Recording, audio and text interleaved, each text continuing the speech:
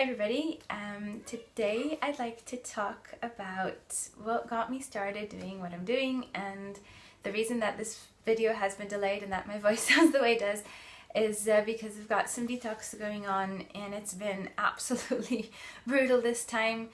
So I'll tell you how that happened and what caused it to start this way, and also we have a Halloween recipe at the end of the video.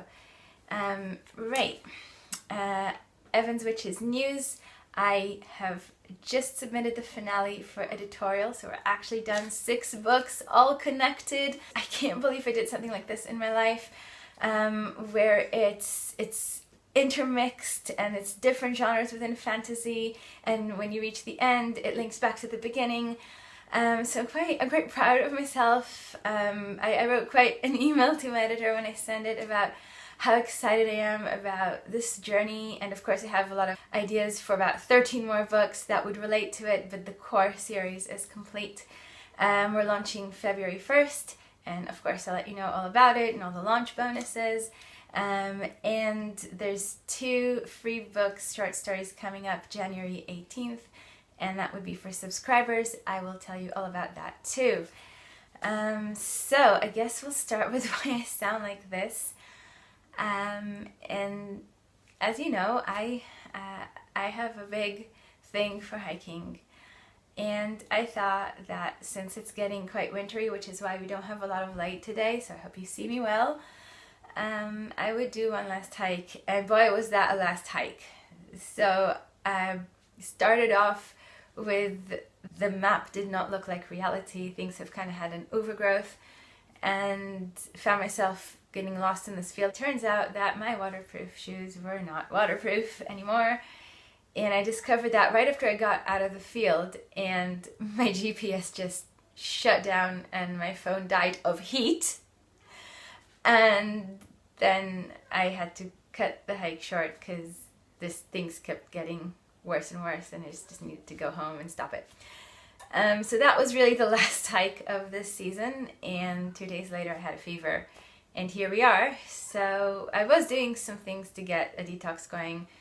For those of you who are new to this channel and don't know what I'm talking about when it comes to detox, I am a raw vegan and I follow the Dr. Morse Diet, and he talks about it best. So I will link below and you can hear about it all from the source. So that's why I'm like this.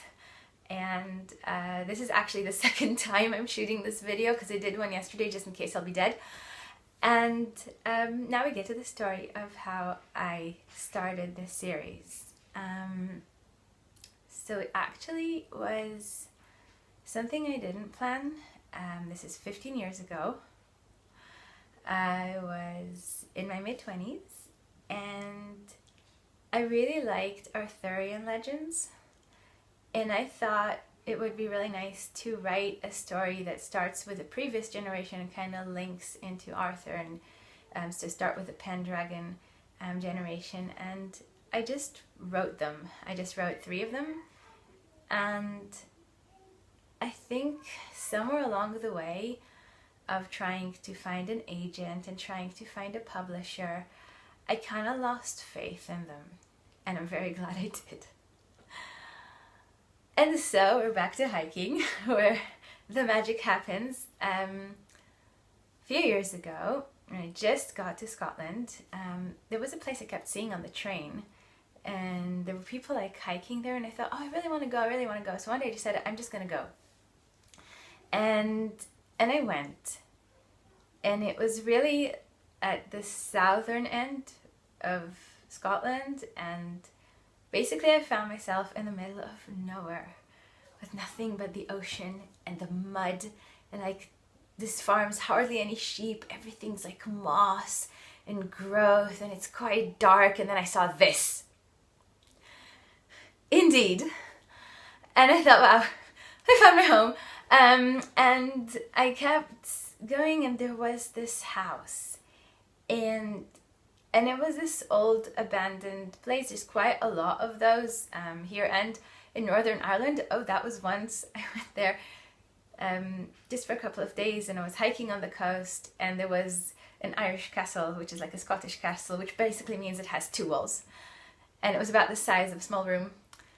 and there was a bus going there 4 times a day. It was amazing. Like, you can hike in these places. It's just so great what you can do. And so I see this old house, and I suddenly have this story in my head, which has become Blue Diamond. It's a story where there's a witch and there is a charge, so someone that is meant for her for life, and life is a few hundred years, and they're meant to be together, and her magic is meant to protect the both of them. And when it comes to it, and when they're in trouble and they're stuck there because they've been kidnapped, she doesn't have her magic because the kidnappers found a way to bind it. And what must she do under such a circumstance that gets everybody in trouble? And that was my plan. My plan was to write this story because I just couldn't get it out of my head from that day. I was just begging to be written. And I said, okay, I will start from here. And then I would take these old stories and I would create parallel timelines. So I would have the next generation go back in time, and they would be in both timelines, and then I'd have Camelot at the end.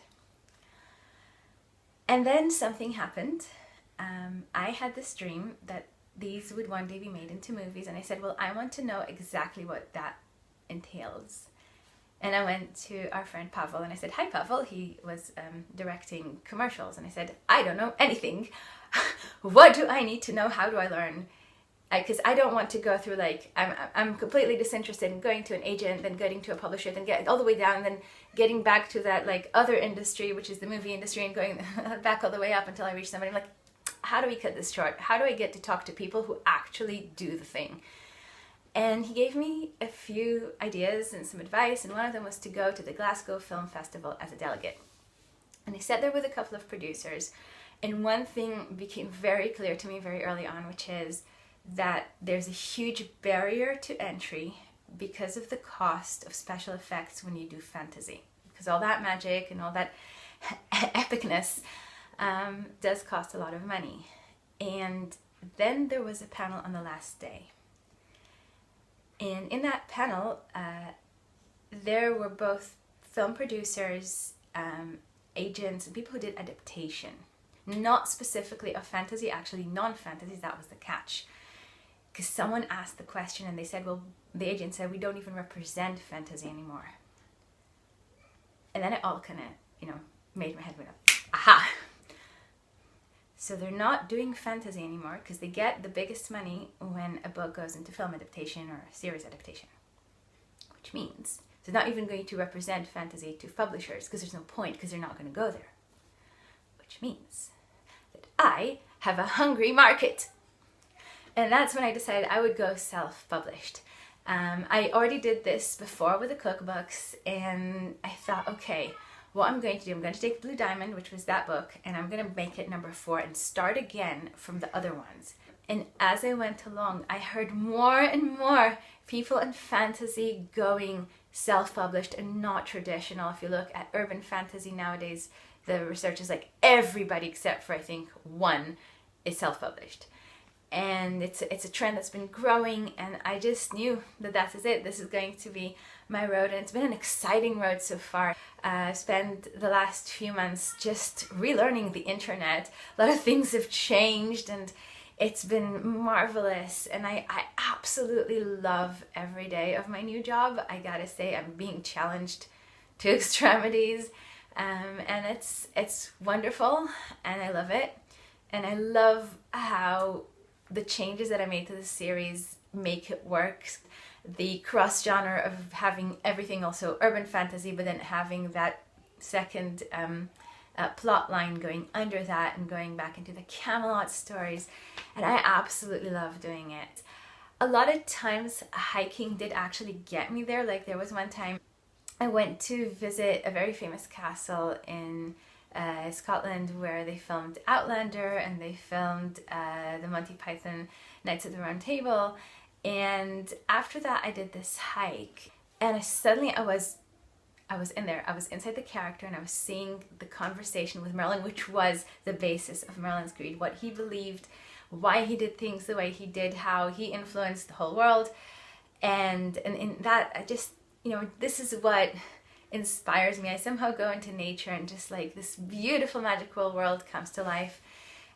Obviously since then it has come to life in a normal room in front of a computer, sometimes in the middle of the night, many times in the shower. It doesn't stop. It doesn't stop. And this is why I already have plans for 13 more books. So I promised you a recipe from vegan Halloween dinner, which is going to be out right now, and you can grab it and have the whole Halloween dinner. So let's go make some chia seed spiders.